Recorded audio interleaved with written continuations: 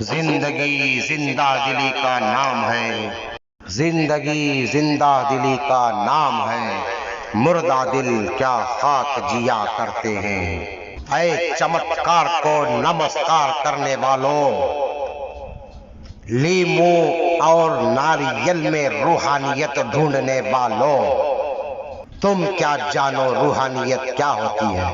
اے چمتکار کو نمسکار کرنے والوں سنو، آج میڈیا میں جو اسکیری ہرر میک اپ کر کے جو تم کو دکھایا جاتا ہے، تم اس کو ہی روحانیت سمجھ کر بیٹھ گئے ہو، اور بعض لوگ آگ میں چلنے کو روحانیت کہتے ہیں، پانی پہ چلنے کو روحانیت کہتے ہیں، ہوا میں اڑنے کو روحانیت سمجھ بیٹھے ہیں۔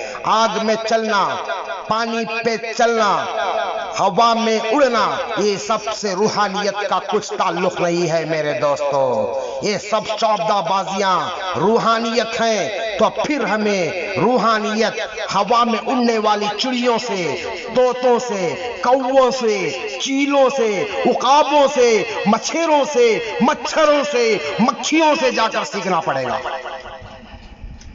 پھر ہمارا اشرف المخلوقات ہونا کیا معنی رہ جائے گا؟ یہ ہمارے وظیفے، یہ چلے، یہ ذکر و اذکار، یہ عبادتیں، یہ سب ہماری بیکار دھری رہ جائے گی، اور ہم کو چلو بر پانی میں جا کے ڈوب مرنا پڑے گا۔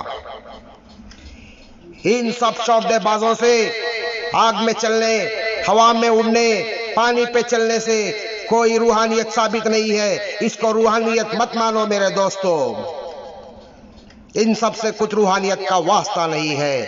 اگر روحانیت سیکھنا ہے تو آؤ ہم سب مل کر الف لام میم والی کتاب سے ہدایت کا نور حاصل کریں، ان متقیوں کے سینوں سے وہ نور کو حاصل کریں، ان صوفیاء کرام سے وہ نور کو حاصل کریں، وہ عارفین کرام کے سینوں سے وہ نور کو حاصل کریں، وہ حق شناس اللہ والوں کی فقیروں میں جا کر بیٹھ کر ان کی خدمت کر کر روحانیت سیکھیں۔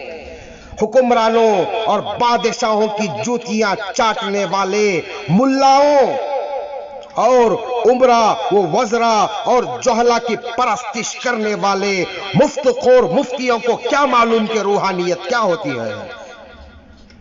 اگر روحانیت کا سبق چاہتے ہو تو ان سب سے کٹ کر دور رہو۔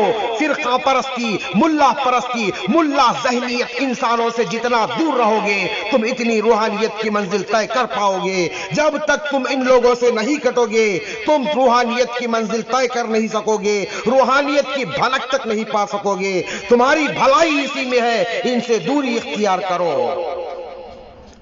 کسی فقیر کا دستے دعا چلاتا ہے، حکومتیں خود نہیں چلتی، خدا چلاتا ہے۔